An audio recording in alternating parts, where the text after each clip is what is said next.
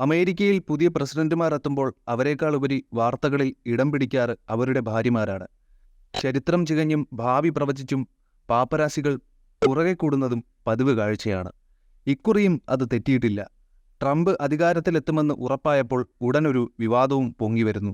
ഇപ്പോൾ ആ കൃത്യം ഏറ്റെടുത്തിരിക്കുന്നത് റഷ്യൻ മാധ്യമങ്ങളാണ്.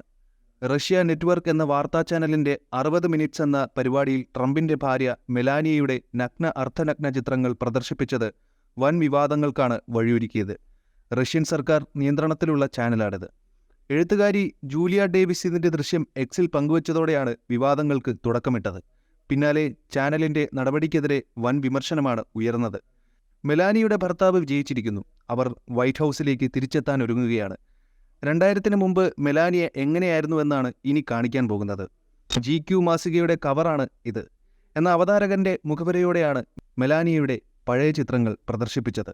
മോഡലായിരുന്ന മെലാനിയ 2000-ൽ GQ മാഗസിന് വേണ്ടി ചെയ്ത ഫോട്ടോഷൂട്ടിന്റെ ചിത്രങ്ങളാണ് ചാനൽ കാണിച്ചത്.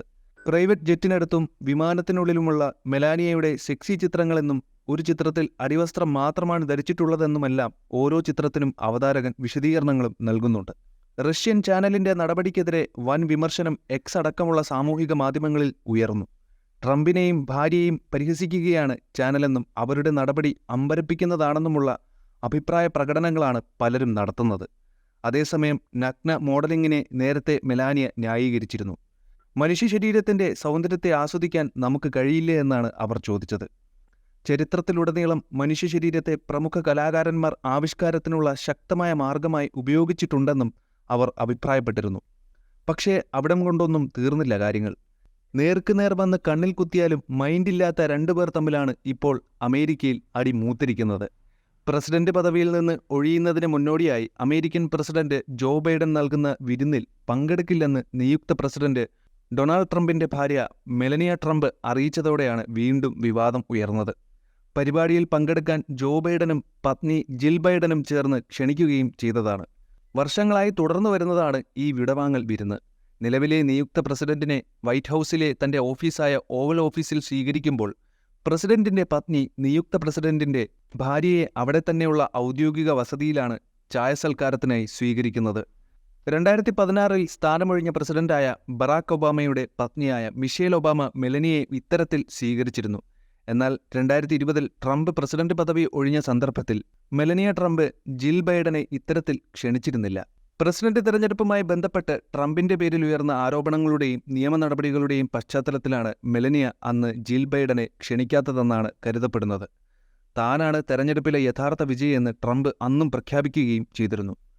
കമലാ ഹാരിസിന്റെ പരാജയത്തെ തുടർന്ന് ട്രംപും ജോ ബൈഡനും തമ്മിൽ ഫോണിൽ സംസാരിച്ചിരുന്നുവെങ്കിലും ഇരുവരുടെയും ഭാര്യമാർ ഇനിയും അതിനുപോലും തയ്യാറായിട്ടില്ല എന്നാണ് റിപ്പോർട്ട്. മെലനിയയും ജില്ലും അവസാനമായി ഒരുമിച്ച് കണ്ടത് കഴിഞ്ഞ വർഷം നവംബറിൽ അമേരിക്കൻ പ്രസിഡന്റായിരുന്ന ജിമ്മി കാർട്ടറുടെ ഭാര്യ റോസ്ലിൻ കാർട്ടറുടെ ശവസംസ്കാര വേളയിലായിരുന്നു. ചടങ്ങിൽ എല്ലാ മുൻ പ്രസിഡന്റുമാരുടെയും ഭാര്യമാർ പങ്കെടുത്തിരുന്നു. കൂടാതെ മെലനിയ ട്രംപ് ഇക്കുറി വൈറ്റ് ഹൗസിൽ സ്ഥിരതാമസത്തിന് എത്തില്ല എന്നും വാർത്തകൾ പരന്നിരുന്നു. അവർ മകനോടൊപ്പം ന്യൂയോർക്കിലെ സ്വന്തം വീട്ടിൽ താമസിക്കാനാണ് ഉദ്ദേശിക്കുന്നതെന്നും പറയുന്നുണ്ട്. കഴിഞ്ഞ തവണ പ്രസിഡന്റ് പദവി ഒഴിഞ്ഞ വേളയിൽ ട്രംപും ജോ ബൈഡനെ ഓവൽ ഓഫീസിലേക്ക് വരവേൽപ്പ് നൽകാത്തതും പദവി ഒഴിഞ്ഞുകൊടുക്കാൻ വൈകിയതുമെല്ലാം ഇവർ തമ്മിലുള്ള സ്പർദ്ധ വർദ്ധിപ്പിക്കാൻ കാരണമായി എന്നാണ് പറയപ്പെടുന്നത്.